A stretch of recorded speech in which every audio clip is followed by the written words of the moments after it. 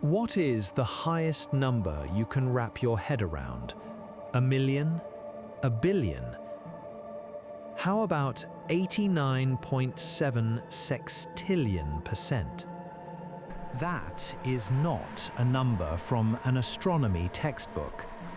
That is the inflation rate of a real country, in a real year, experienced by real people, who woke up every morning not knowing if the money in their pocket would still buy anything by sunset.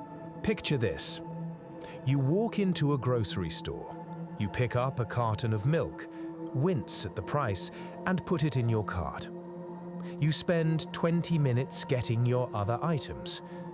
By the time you reach the checkout, the manager is walking down the aisle, swapping out the price tags. That carton of milk now costs twice what it did when you picked it out. This is not a scene from a dystopian film.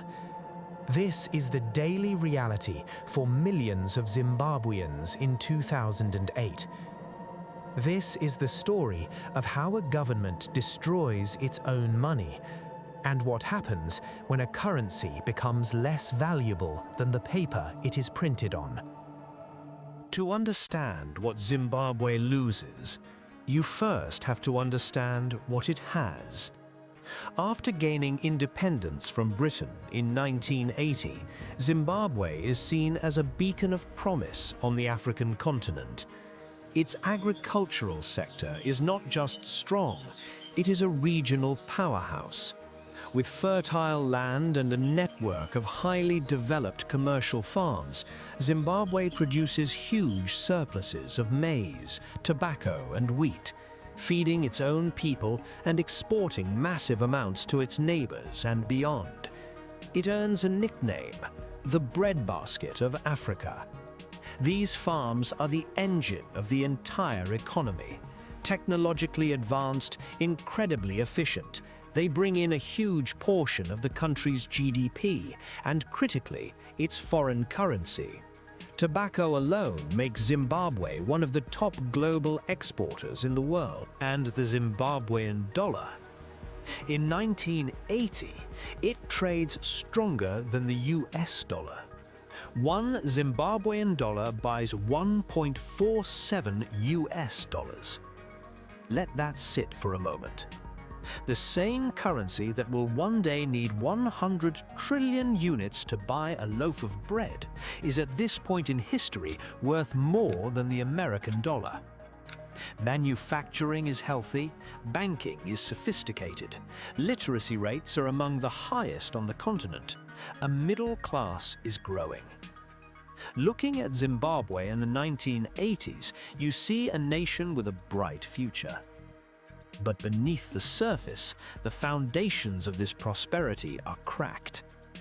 A small white minority still owns the vast majority of the most productive farmland, a deep colonial wound that has never properly healed.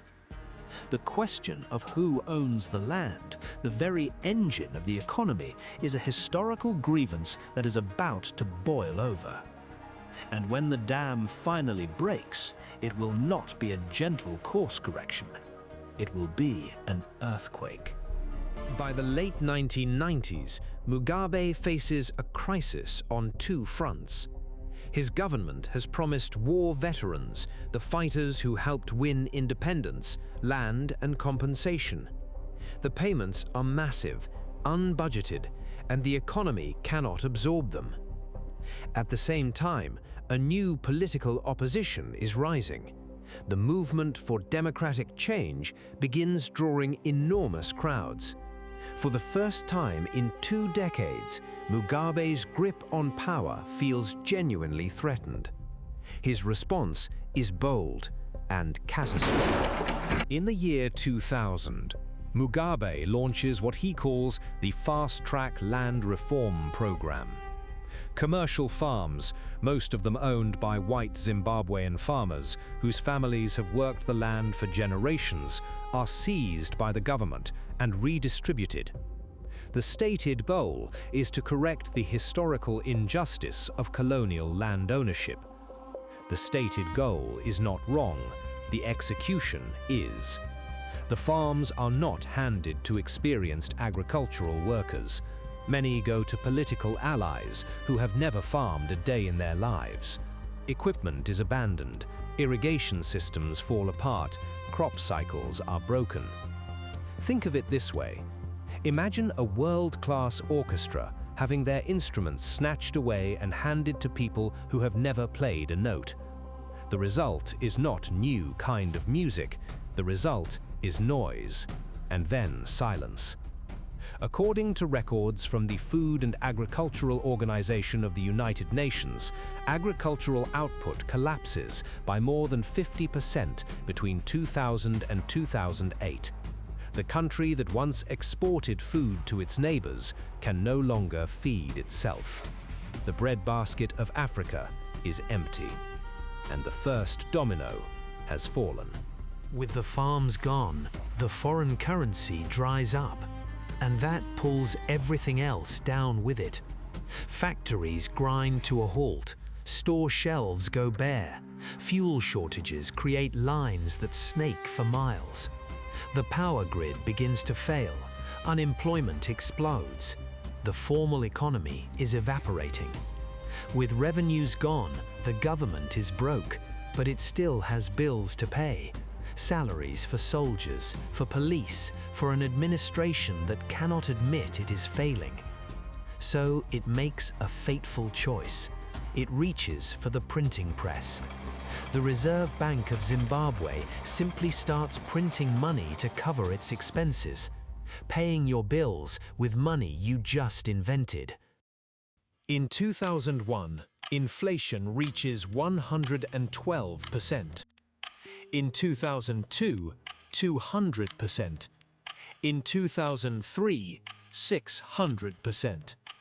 The IMF warns. Zimbabwe's own economists warn. The government ignores all of it. Because stopping the press means admitting everything has failed.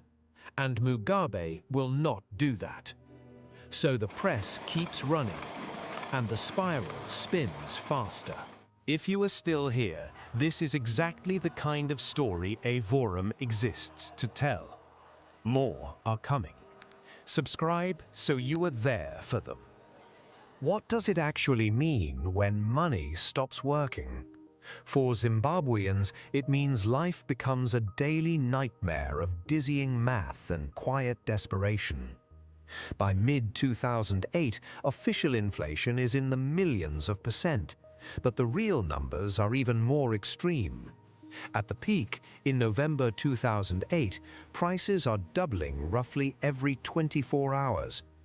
Imagine getting your monthly salary in a thick brick of cash. You do not walk to the shops, you run. Because by tomorrow, that money could be worth half as much. But when you get there, the shelves are mostly empty. The few items left have price tags that look like typos. A few eggs cost millions. A roll of toilet paper, billions. People stop even trying to count the zeros. Prices are changed multiple times a day. A teacher's entire monthly salary cannot cover their bus fare to work for a single day. Many abandon formal jobs entirely. Bartering becomes common again. A bag of corn for a few liters of petrol. Society is reverting to a pre-monetary age. The Reserve Bank prints bigger bills. $10 million, $100 million, $1 billion, $10 billion. Each new note is obsolete within weeks. By mid-2008, according to economist Steve Hanke of Johns Hopkins University, Zimbabwe's inflation rate reaches 89.7 sextillion%. That is an 89 followed by 21 zeros. This is no longer inflation in any conventional sense. This is the complete destruction of a currency. In November 2008, the Reserve Bank of Zimbabwe prints its most notorious note, the $100 trillion bill. the largest denomination banknote ever issued in history. At the moment it is printed, it is worth approximately 40 US cents. And as for savings, a lifetime of disciplined work, a pension built over 40 years, wiped out in a matter of weeks. Retirees plunged into poverty, their nest egg unable to buy a single loaf of bread. In January 2009, Zimbabwe does something almost no country in modern history has ever done. It abandons its own currency entirely. The Zimbabwean dollar, the currency that in 1980 was worth more than the US dollar, is declared worthless, retired, gone. In its place, Zimbabwe adopts a basket of foreign currencies, primarily the US dollar and the South African rand. The effect is immediate. Overnight, the hyperinflation stops, because you cannot print someone else's money. But the damage is done. Zimbabwe's GDP has contracted by nearly 50% over the preceding decade. Unemployment reaches 94%. An estimated 3 million Zimbabweans have left the country. A lifetime of savings, gone. A pension fund, worthless. A small business built over 20 years, unable to price its own goods from one week to the next. Then in 2024, the country tries again. A new currency called the Zimbabwe Gold, or ZiG, backed by a basket of foreign currencies and gold reserves. Early reports from 2026 suggest inflation has fallen to single-digit levels for the first time in years. But the US dollar remains the currency of choice for most Zimbabweans, and the ghost of the trillion-dollar note never fully disappears. Zimbabwe is often treated as an extreme edge case, a cautionary tale so outrageous it feels like it could never happen anywhere else. But the mechanism that destroyed Zimbabwe is not unique to Zimbabwe. Weimar Germany, 1923, prices doubling every few hours. Hungary, 1946, the worst hyperinflation ever recorded, prices doubling every 15 hours. Venezuela, 2018, a modern oil-rich nation whose currency loses 99.9% of its value within a decade. The pattern is always the same. A government faces a crisis it cannot solve honestly. It reaches for the printing press. It tells its people the situation is under control, and ordinary people who trusted their savings, their wages, their futures to their country's currency pay the price. In 2026, global debt stands at record levels. Central banks around the world have printed trillions of dollars, euros, and pounds since 2020.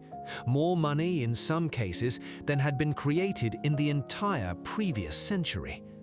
Most economists believe this will not lead to Zimbabwe-style collapse in developed economies.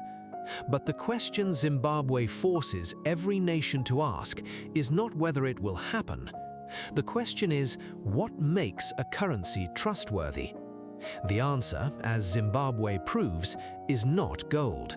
It is not oil. It is not even a strong military. It is confidence. Today, you can buy a $100 trillion Zimbabwe note on eBay for about $5. A bill that once could not buy a newspaper. That is not a curiosity. That is a monument. And every country that has ever flirted with the printing press should keep one in a drawer. This has been Avorum, the stories behind the world's greatest crashes, collapses, and turning points, told the way they deserve to be. If this documentary made you think differently about money, power, or the fragility of the systems we take for granted, subscribe. There are more stories where this one came from, and the next one might surprise you even more.